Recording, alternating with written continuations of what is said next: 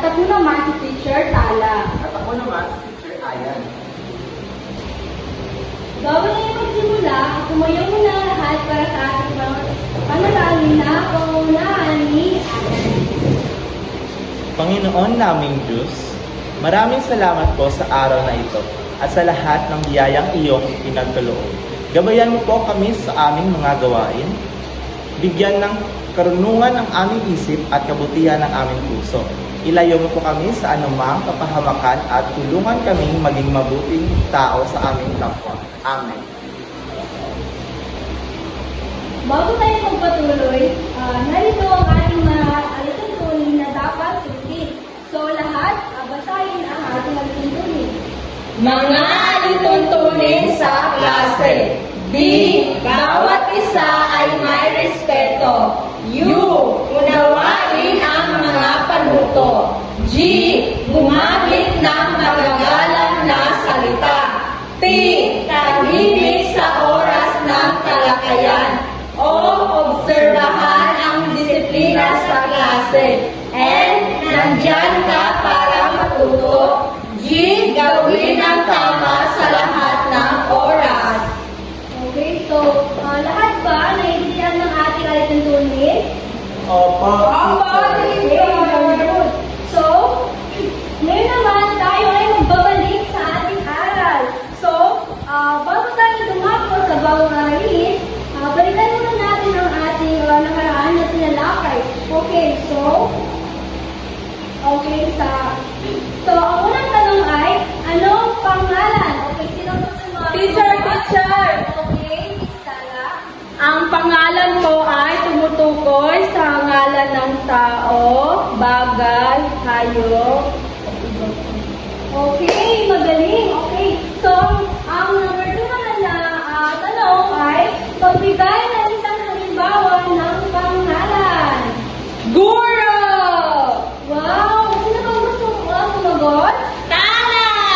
Okay, magaling. At dahil alam niyo na ang ating nalalakay kahapon, so, tayo naman ay magkakaroon ng aktibidad na pangganya. Okay, so ngayon naman, magkakaroon tayo ng isang kaikling motivational activity o sa Tagalog ay pangganya. So, upang mas maging masigla ang ating klase at ang ating tatalakayin. Okay. So, para sa ating pangganya, okay,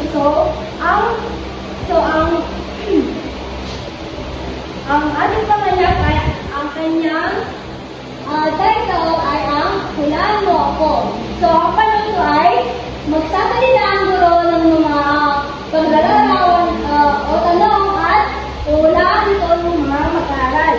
Okay, so, number 1. So, makinig kay teacher, okay? So, may mukha at dalawang kamay, pero walang mga braso o binti. Nagsasabi ng oras, pero hindi nagsasalita. So, ano ako? Teacher! Orasan, teacher! Okay, magaling. So, ang tamang sagot ay orasan. Okay, so, ang pangalan naman ay, marami akong ngipin, pero hindi ako kumakagat.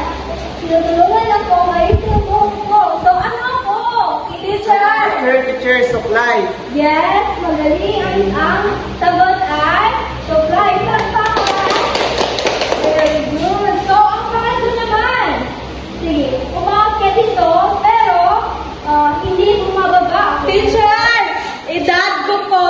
Yes, very good. So, ito yung ating edad. Okay lahat? Palakpakan ng teacher. Very good. So, ito ang ating ginawang pangganyak. So, ang number 1 na answer ay sagot, orasan, supply at edad mo. At ngayon naman, para sa ating pagtatalakay ng ating aralin, tayo ay tutungo na sa ating aktibidad. Okay? So, para sa gawain ng pagkatuto or ang ating aktibidad, so lahat basahin ang panuto or ang sa itaas. Bago tayo magpatuloy sa ating talakayan, magkakaroon muna tayo ng isa pang gawain upang mapukaw ang inyong dating kaalaman.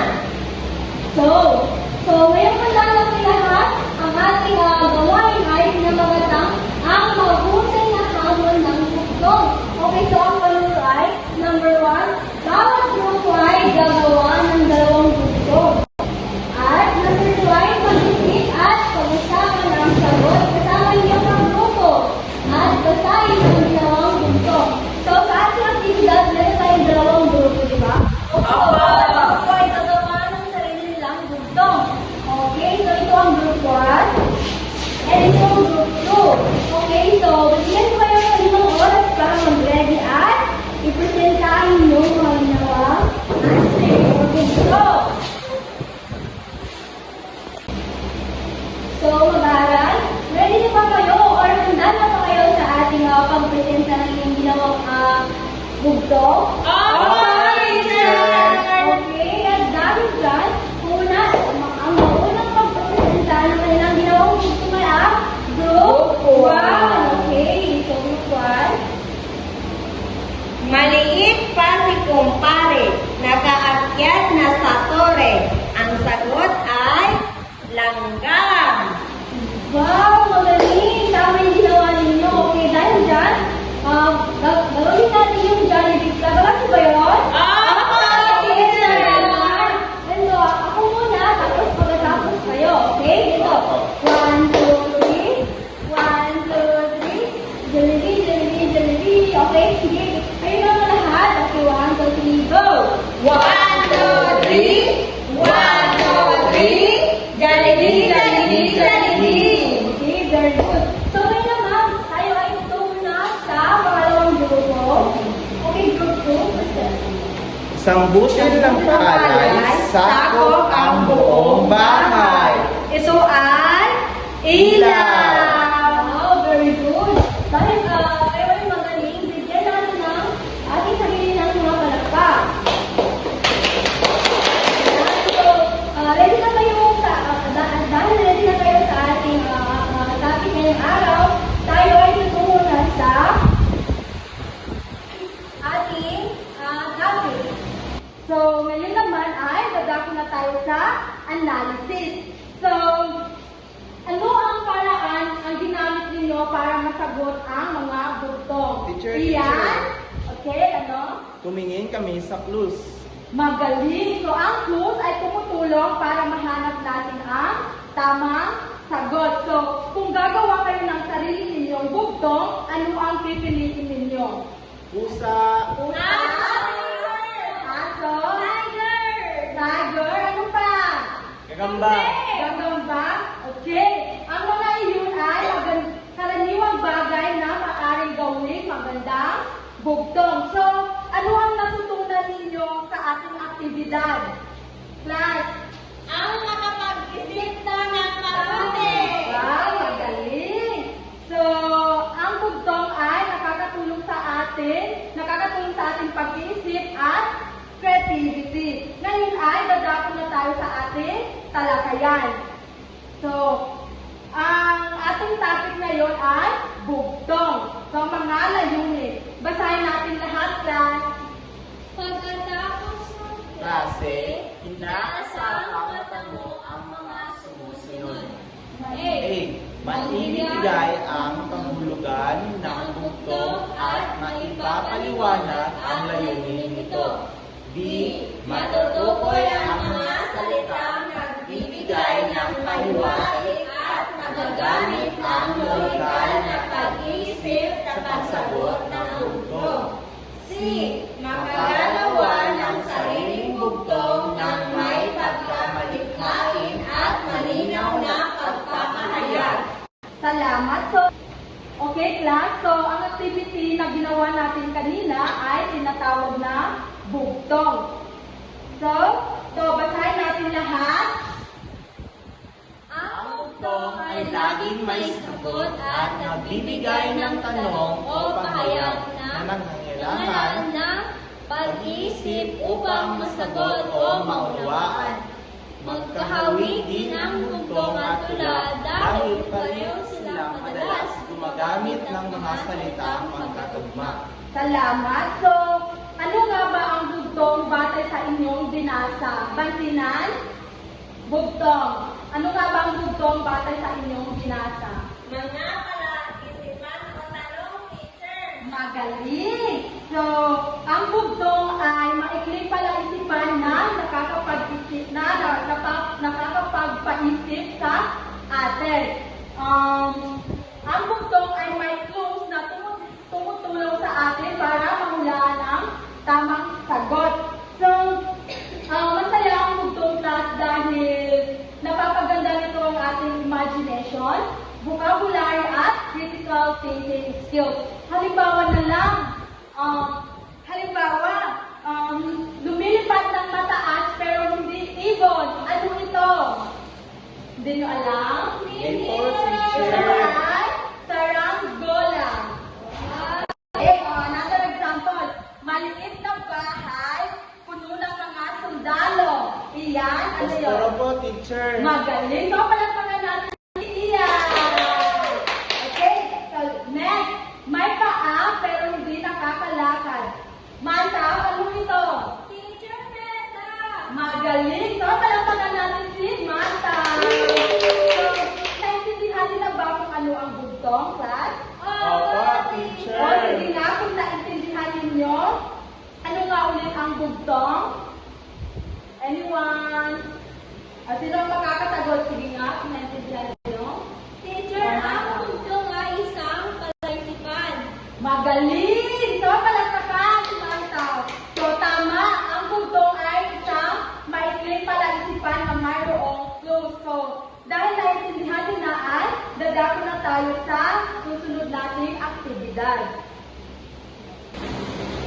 Ngayon naman, dadaan na tayo sa paglalakad. Subukan ninyo alalahanin ang ilang bugtong na inyong narinig ko na talaan.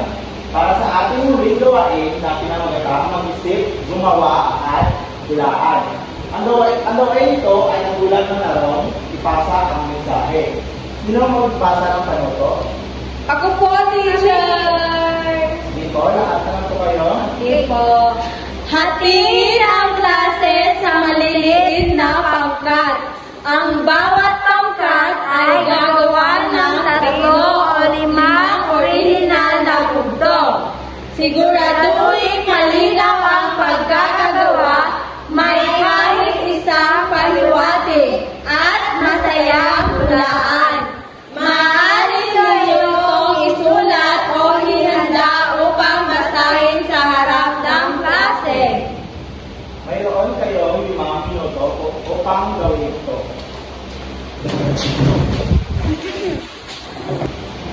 So, unang pangkat, pwede nang basahin yung ginagawa ng gusto. Dumaan ang hari, nagkagatan ang mga pari. Ang sagot ay jeeper. Pakay natin yung Ikalawang grupo, basahin yung bugtong. Nagtago si Pedro, nakalabas ang ulo. Ang sagot ay Paka Teacher! Tama. So, pakay natin yung ikalawang grupo.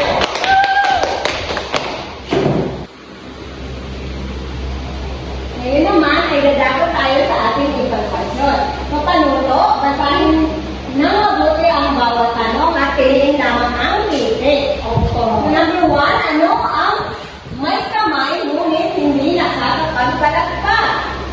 A. Unggoy, B. Orasan, C. Manika, D. Robot. Biba Orasan! Number 2, ano ang mga mas maraming naiiwan habang mas marami ang kinukuha? A. Yapak, B. Pera, C. Oras, D.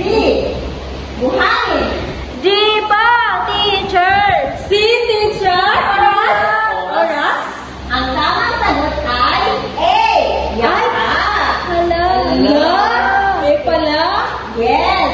So number 3, matangkad ako kapag bata. At umiiksi naman habang tumatanda. Ano ako? Kandila! Kandila. Okay, kandila. Number 4, ano ang may mga susi ngunit hindi nakakapagbukas ng pinto? A. Piano, B. Keyboard, C. Kabaong ng kayamanan, D. Kandado. Piano! Yes, tama. Number 5, palagi akong tumatakbo ngunit gumagalaw ako. Ano ako? Oras na! Oras! Oras! Sasakyan? Oras! Itlog? Oras? Itlog! Oras! Oras! Wow! So ngayon naman ay tutungo tayo sa ating takdang aralin o kasunduan. So narito ang panuto. Maaari ba basahin yung lahat? Gumawa ng maikling talata, 4 o 5 pangungusap, at sagutin ang mga sumusunod. Number 1. Number 1, paano nakatutulong ang bugtong sa ating pag-iisip? Bakit masaya? Saan ang mundo? Anong mga kasanayan ang nakakasa sa paggawa ng mundo? Okay, so gagawin niyo yan sa inyong bahay. Then, Opo, teacher. Sasagutan natin. So, hanggang dito na lamang ang ating tatalakayin. Ngayon, mga bata, tumayo kayo